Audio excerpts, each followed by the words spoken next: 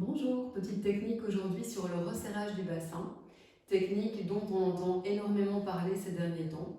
Alors premièrement, le resserrage du bassin peut être utilisé avant la naissance, lorsque la maman se plaint de douleurs au niveau du pubis, des articulations sacro-iliaques ou de la colonne lombaire.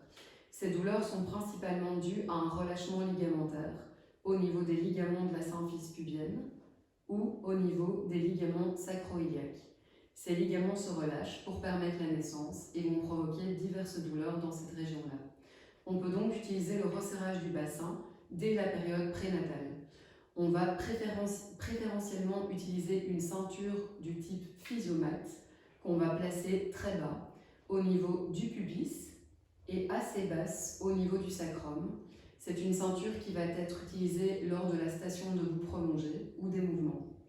On peut également utiliser le resserrage du bassin avec un tissu, comme on va le voir maintenant.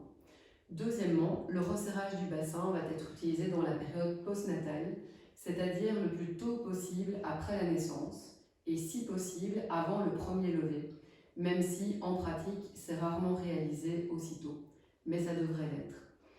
Comme lors de l'accouchement, le sacrum va basculer vers l'arrière et les ischions vont s'écarter sur les côtés, on va, après la naissance, donner l'information au corps de se resserrer dans cette partie basse, ce qui va amener un soulagement pour la maman, qui peut percevoir des douleurs à nouveau au niveau du pubis, des articulations sacro-iliaques ou au niveau de sa colonne lombaire. Elle pourra également être soulagée au niveau du périnée, qui vient s'insérer sur toutes ces structures et peut alors souffrir de surtension. La technique est une technique très simple qui peut être réalisée par le papa principalement, mais aussi par les sages-femmes si elles sont formées à cette technique. La première étape est de placer le tissu sous le bassin de la maman. Ensuite, on va venir plier les jambes de manière passive. La maman se laisse totalement aller. On va premièrement réaliser une bascule du bassin avec la main dominante. Donc, on va venir placer la main au niveau de la colonne lombaire. On y va tout doucement, car cette région peut être douloureuse après l'accouchement. La maman se laisse aller, et une fois qu'elle est bien en appui sur la main du papa ou du professionnel qui réalise le resserrage, on va venir tirer dans l'axe afin de venir aplatir totalement la colonne lombaire sur la table. On va placer un petit coussin sous les genoux pour le confort et soulager la colonne lombaire également. Ensuite, on va réaliser le resserrage du bassin. Ce resserrage peut être fait avec une écharpe de portage ou avec un tissu suffisamment rigide, un drap ou n'importe quelle écharpe suffisamment longue. On va venir le placer de manière assez large et confortable tout autour du bassin.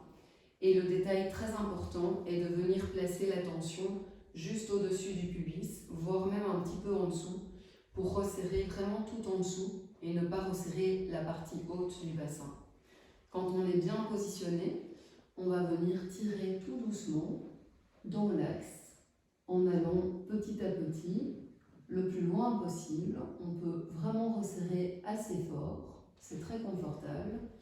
Une fois qu'on a la tension souhaitée, on va bloquer le tissu, le passer de part et d'autre. On peut le bloquer par exemple avec la jambe ici contre la table ou le lit.